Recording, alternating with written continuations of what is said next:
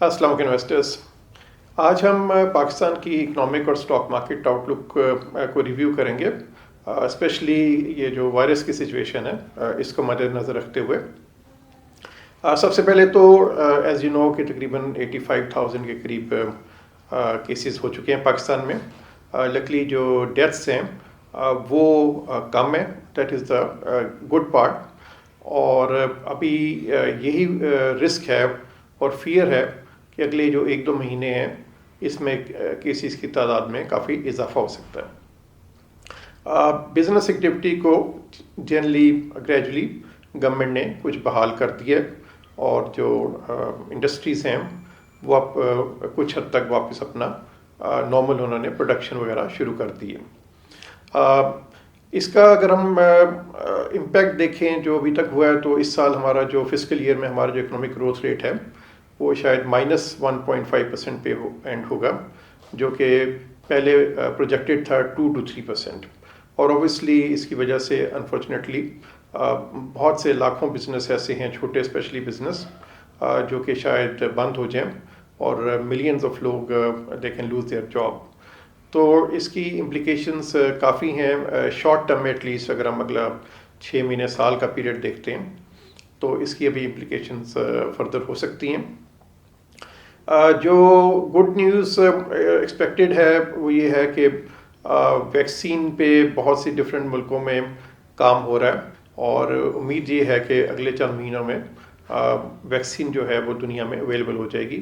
इसके अलावा जो कुछ क्योर्स हैं उसमें भी यूएस, रशिया, चाइना में काफ़ी प्रोग्रेस हुई है। तो उम्मीद ये है कि अगले चंद महीनों में सिचुएशन ऐसी आ जाएगी कि हम दुनिया इस इशू को और हम इस इशू को बेटर मैनेज कर सकें।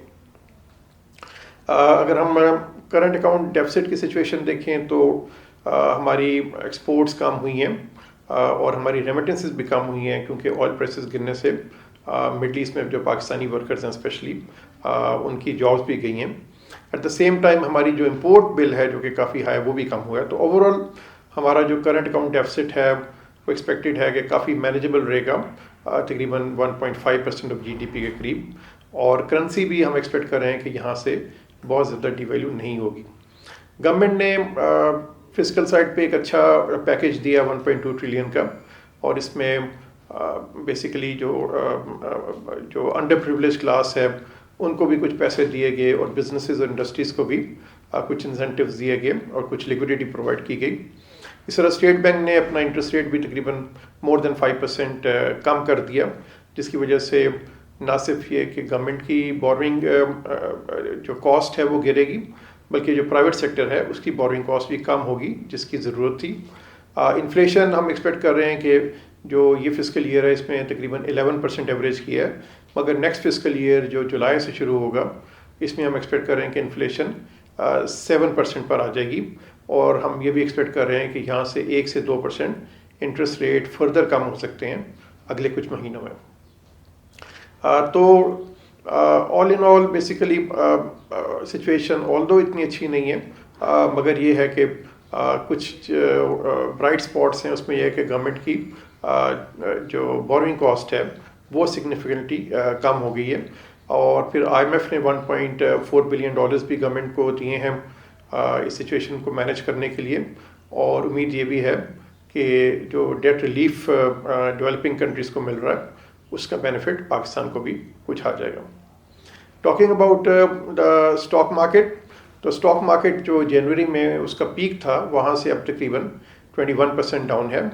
और उम्मीद ये है कि जो ही कोई पॉजिटिव खबरें आई in terms of vaccine availability और इन टर्म्स ऑफ क्योर्स, तो पाकिस्तानी स्टॉक मार्केट में एक अच्छी खासी रिकवरी आ जाएगी।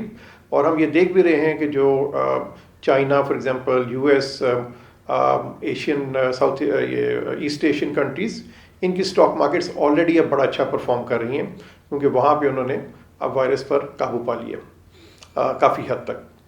तो अगर हम देखें वैल्यूएशंस, तो इस time price earning ratio stock market का तकरीबन 7 के करीब है और हिस्टोरिकली 8 और 9 का रहा है।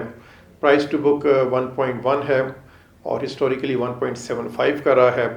और इसी तरह जो stock market capitalisation to GDP ratio है वो 15% है, हिस्टोरिकली 23% रही है। तो ये सब चीज़ें बता रही हैं कि मार्केट अंडर वैल्यूड है, सस्ती है। और जो ही पॉजिटिव खबरें आई कि ये वायरस की सिचुएशन कंट्रोल में आ रही है, तो स्टॉक मार्केट में एक अच्छी खासी तेज़ी आ सकती है। और हम अपने इन्वेस्टर्स को यही एडवाइस करते हैं कि अपनी पोजीशंस स्टॉक मार्केट में कुछ बिल्ड करें। और इसकी एक जो वजह है कि इस टाइम पे मार्केट अट्रैक्टिव है, वो ये है कि जो अर्निंग यील्ड है स्टॉक मार्केट की वो 14.5% है इस टाइम पे, और डिविडेंड यील्ड जो है वो 6% है। इसके मुकाबले में जो बॉन्ड यील्ड है वो 8.5% पर है, 10 ईयर बॉन्ड की यील्ड। तो उसके हिसाब से आमतौर पे जो डिफरेंस होता है बॉन्ड यील्ड और अर्निंग यील्ड का वो तकरीबन 2% का होता है, मगर इस टाइम ये डिफरेंस बढ़कर तकरीबन 6% पर चला गया। और ये एक अच्छा इंडिकेटर है कि यहाँ स्टॉक मार्केट में इम्प्रूवमेंट आएगा। इसके अलावा जब इंटरेस्ट रेट गिरते हैं तो इन्वेस्टर्स आमतौर पर मूव करते हैं from money market funds and banks to stock market, क्योंकि यहाँ पे रिटर्न काफ़ी जो फिक्स्ड इनकम इंस्ट्रूमेंट्स हैं इस पे रिटर्न कम हो जाता है। तो इन्वेस्टर्स फिर कुछ स्टॉक मार्केट की तरफ मूव कर जाते हैं और उससे भी स्टॉक मार्केट में तेज़ी आ सकती है। तो हमारा जो एनबीपी स्टॉक फंड है और एनबीपी इस्लामिक स्टॉक फंड है, इनका ट्रैक रिकॉर्ड अच्छा है। इन दोनों फंड्स ने स्टॉक मार्केट को एक अच्छे मार्जिन से बीट किया है। और हम एडवाइस करते हैं कि इन्वेस्टर्स अपने रिस्क प्रोफाइल को माइंड में रखते हुए इन फंड्स में अपनी पोजीशन बिल्ड करें। Thank you very much.